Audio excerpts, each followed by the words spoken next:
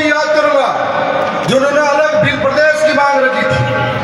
आज यह लड़ाई फिर से शुरू हुई, हक अधिकार की लड़ाई है, जिसके अंदर सदियों पहले हमारे पुरखे, जिनके इतिहास को हमें जानने की जरूरत है कि ये पुरखे जो अंग्रेजों, राजा रजवाड़ों और सामंतवादी सोच के खिलाफ भी लड़े थे और ऐसे लड़े थे जिनकी बदौलत हमें कई सारे अधिकार मिले थे।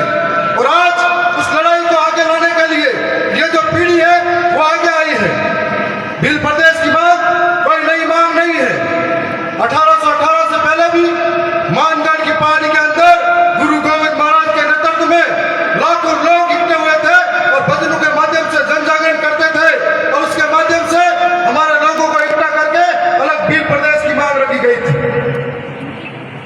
मैंने राजस्थान की विधानसभा के अंदर पिछली बार जब सत्र चला था तब कहा था, लेकिन राजस्थान की सरकार के अंदर भजनलाल जी मुख्यमंत्री के सामने आंखों से आंखें मिला के कहा था कि आदिवासी मेरा धर्म है, जोहार मेरा अभिवादन है, प्रगति मेरी पूजा है, तीर कमान मेरी पहचान है, अम्बेडकर बिरसा मेरा स्वाभिमान है और भील प्रदेश मेरा अधिकार है और यह अधिकार हम ले करेंगे। यह बात राजस्थान की विधानसभा के अंदर कही थी। और उसके बाद में मैं मानता हूं कि तमाम गांव-गांव, गली-गली, मोहल्ले में जब दक्षिणी राजस्थान के अंदर जन जागरण शुरू हुआ तो एक ही नारा गूंज उठा कि भील प्रदेश चाहिए। और धीरे धीरे मध्य प्रदेश के अंदर जयस का एक तूफान पैदा हुआ और जयस के अंदर ऐसे कई क्रांतिकारी लीडर हुए जो समाज को एक करने का काम कर रहे थे। लेकिन बाद में मुझे लगा कि जब जयस तूफान पे आया, एक था दिखाने की जरूरत हुई, तब जयस के अंदर कई ऐसे सामाजिक लीडर थे जो अलग अलग वर्चस्व की लड़ाई में बढ़ते गए।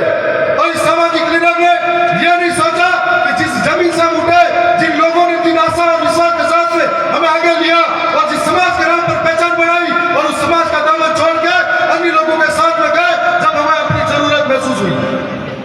आज दक्षिणी राजस्थान के साथ साथ में गुजरात, महाराष्ट्र के अंदर भी यह लड़ाई भील प्रदेश की है जो घर घर पहुंची है।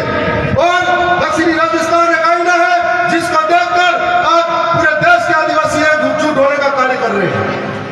मैं मानता हूं कि दक्षिणी राजस्थान के अंदर आज राजस्थान की विधानसभा में हम 4 पाए गए हैं और दिल्ली के अंदर हमारा 1 पाया गया है। लेकिन कभी भी आदिवासियों की समस्या को लेकर हो, आदिवासियों की बात को लेकर है, हम कभी पीछे नहीं हटे। हमारे पुरखों की अधूरी इच्छा थी, उसके लिए हम लड़े हैं और हमें मालूम है कि जिन पुरखों की अधूरी इच्छा की वजह से हम लोग हमारे कर्तव्य निभाते हुए इस समाज के सर्टिफिकेट पर आ गए। मैं ये मानता हूं, आपके बीच में बात भी रखना चाहूंगा कि आखिर भील प्रदेश क्यों जरूरी है। भील प्रदेश इसलिए जरूरी है कि 5वीं अनुसूची इलाके में आज तक लागू नहीं हुई, वो लागू हो जाए। भील प्रदेश इसलिए जरूरी है कि कोई हमारे सिर पे आकर मुद्दे नहीं। भील प्रदेश इसलिए जरूरी है कोई हमको घसीट के मारे नहीं। भील प्रदेश इसलिए जरूरी है कोई हमारी बहन बेटी को जिंदा दफनाए नहीं। भील प्रदेश इसलिए जरूरी है कि कार्तिक भील जैसे को मारे नहीं। भील प्रदेश इसलिए जरूरी है कोई मटके से पानी छूने से मारे नहीं। भील प्रदेश इसलिए जरूरी है कोई हमारे पुरखों की विरासत, जल, जंगल, जमीन को छीने नहीं। इसलिए भील प्रदेश जरूरी है। और आज से पहले 1818 से पहले इस इलाके के अंदर अरावली की पहाड़ियां हो या इन 4 जगह पे आदिवासियों ने कभी प्रकृति को नुकसान नहीं पहुंचाया, न ही आदिवासियों ने जंगलों को खनन के लिए काटा था। और आज सरकार ऐसे ऐसे कानून ला रही है जो वन विभाग के अंदर हमारे आदिवासी वर्षों से इस जमीन पे रह रहे थे। ये वन विभाग के कानून बाद में आए, उससे पहले रह रहे थे। सरकार उनको बेघर करने का काम कर रही है, लेकिन खनन के नाम पर, कभी विकास के नाम पर आदिवासियों को विस्थापित करने का काम कर रहे हैं। और कभी कभी जब हक की बात करते हैं तो नक्सलवादी कहकर उन्हें मारा जाता है। जिस तरह के मध्य प्रदेश के अंदर बेघर जनजाति को, आदिवासी को मारा जा रहा है। तो यदि हमारा भील प्रदेश होगा, हम लोग सुरक्षित होंगे, हमारा अधिकार बचा पाएंगे।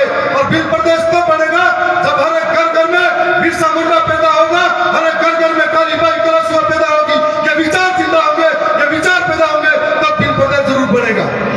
और मैं मानता हूं कि इस लड़ाई के अंदर बहुत सारे साथी नए जुड़ते जा रहे हैं। और राजस्थान के अंदर हो, भोपाल के अंदर हो, या गुजरात के गांधीनगर हो, या महाराष्ट्र के मुंबई में हो, जब तक हमारी विचारधारा के लोग उस सदन के अंदर पहुंचेंगे, टेबल बजा के सरकार के आंखों में आके डाल कर बोलेंगे कि हमें भील प्रदेश चाहिए, तो जरूर भील प्रदेश बनेगा। और ये जरूरत है समय के साथ में। पहले भी कई राज्य में कोई भाषा के आधार पर भी बने हैं, कोई क्षेत्र के आधार पर बने हैं, कोई बोली के आधार पर भी बने हैं। तो इस प्रकार से भील प्रदेश की हमारी पुरखों की मांग है, उस विरासत को हमें लेना होगा। हमारे पुरखों ने बलिदान दिया है, संघर्ष किया है। तो आज भाषा के आधार पर मैंने एक और बात, इधर भी चिट्ठी आ गई है, राजस्थान की विधानसभा में भी 2 मिनट करके बैठा दिया जाता है। तो मैं ये कहना चाहूंगा कि आने वाले समय में हम और मजबूती से लड़ेंगे। मैं जिस समाज के सर्टिफिकेट से राजस्थान की विधानसभा में हूं, हमारे ऐसे ही समाज के सारे लोग यदि भील प्रदेश की मांग करते हैं, 5वीं अनुसूची को धरातल पर लागू करने की बात करते हैं, विकास के नाम पर विस्थापित हो रहे समाज की बात करते हैं, तो जरूर भील प्रदेश बनेगा। मैं ऐसी आशा और विश्वास के साथ में उम्मीद करता हूं कि भोपाल की जो विधानसभा है, गुजरात की विधानसभा है और मध्य प्रदेश, महाराष्ट्र की विधानसभा में है, जो लोग जिनका जमीन मर चुका है, वो लोग इस सर्टिफिकेट समाज के लगा कर वहां गए हैं, वो भी अगर भील प्रदेश की बात करते हैं तो आने वाले समय में वो भी सुरक्षित हो पाएंगे। नहीं तो